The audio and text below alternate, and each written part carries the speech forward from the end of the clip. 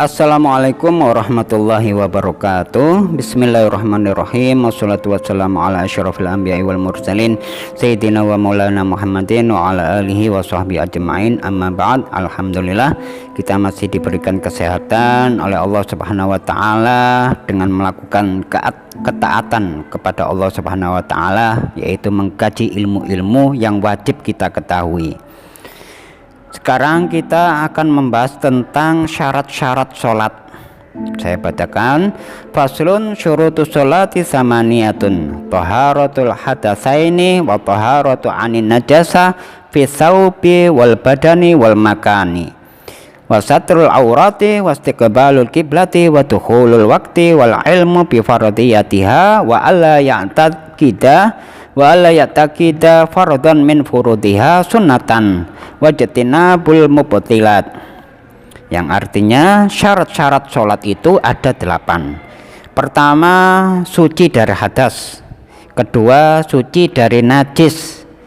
Najis yang ada pada pakaian, najis yang ada pada tubuh, najis yang ada pada tempat sholat.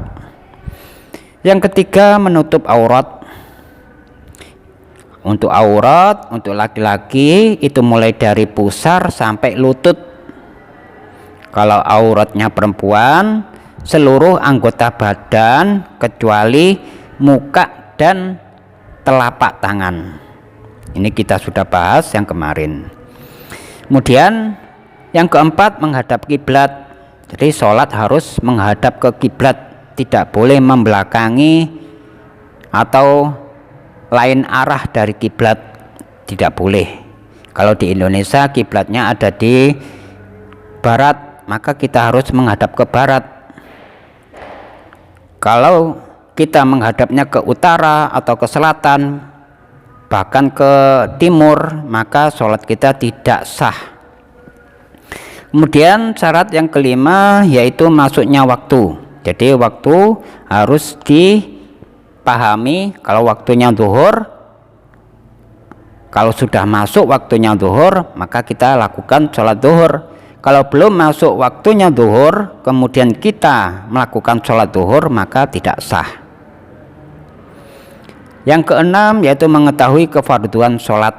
Jadi apa saja kira-kira fardu-fardunya yang ada di dalam sholat, kita harus mengetahui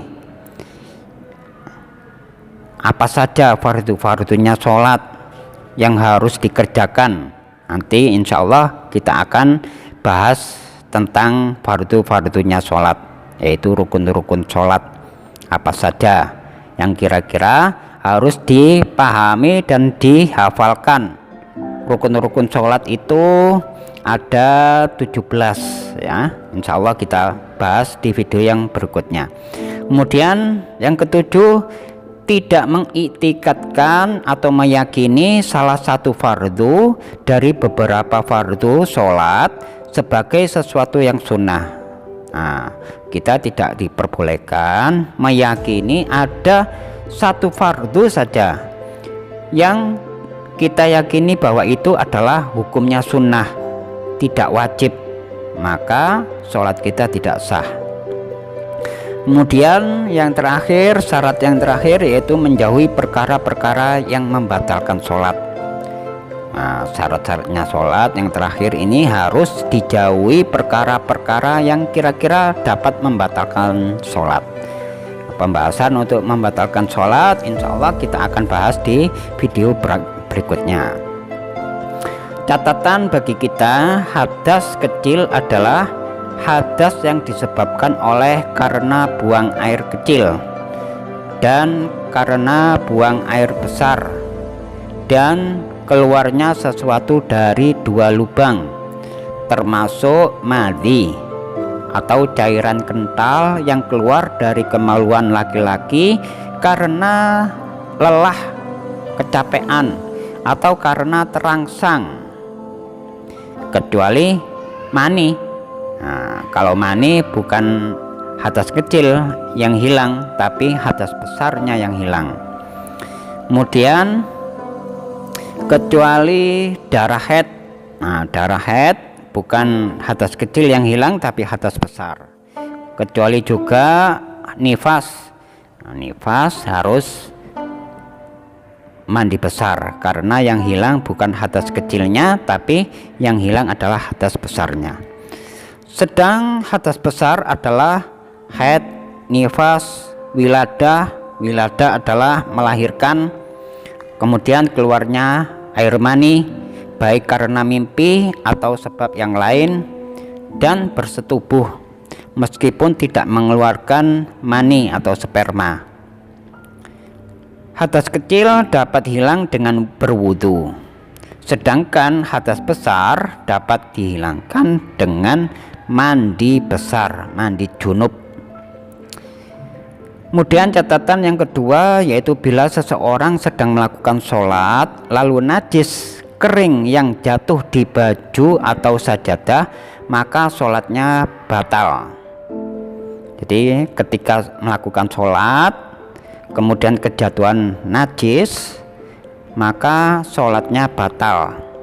Kecuali bila najisnya itu basah, maka sholatnya batal dan najis itu segera dibersihkan dan sholatnya diulangi mulai dari awal.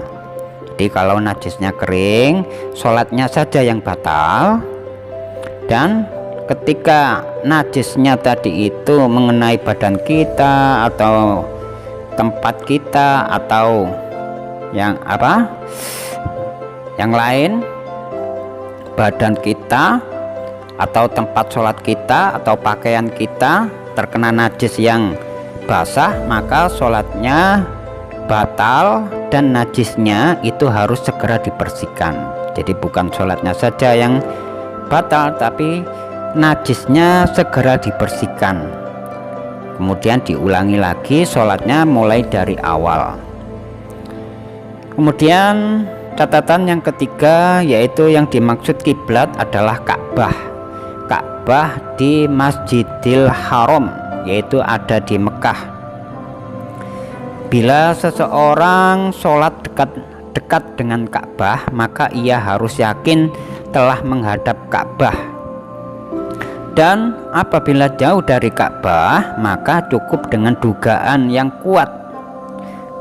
Cukup dengan dugaan yang kuat berdasarkan peta bumi atau sekarang kompas, ya, bisa dengan alat bantu yaitu kompas atau alat-alat yang lain yang kiranya bisa membantu untuk meyakini pada diri kita bahwasannya kita itu benar-benar menghadap ke kiblat, yaitu menghadap ke Ka'bah. Kemudian catatan yang keempat, kita menganggap wajib hal-hal yang sebenarnya sunnah tidaklah membatalkan sholat, tetapi kurang afdol. Maksudnya kalau kita kan ada di dalam sholat itu ada yang sunnah, ada yang fardu. Yang fardu itu harus dikerjakan, tidak boleh ditinggalkan, dan tidak boleh meyakini itu sunnah. Kemudian di dalam sholat kalau kita melakukan sunnah-sunnahnya, kita ikut sertakan, kita lakukan ada di dalam sholat, maka itu tidak membatalkan sholat tapi kurang afdol.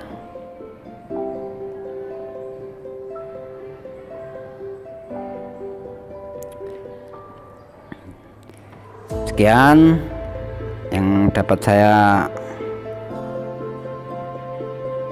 sampaikan. Jadi saya ulang, bila kita melakukan sunnah-sunnah yang ada di dalam sholat, maka sholat kita akan menjadi lebih sempurna. Bila kita tidak melakukan sunnah-sunnah tadi, itu tidaklah membatalkan sholat tapi tidak afdol atau kurang afdol. Paham ya? Nah, sekian, wabillahi taufiq wal hidayah wal inayah. Wassalamualaikum warahmatullahi wabarakatuh.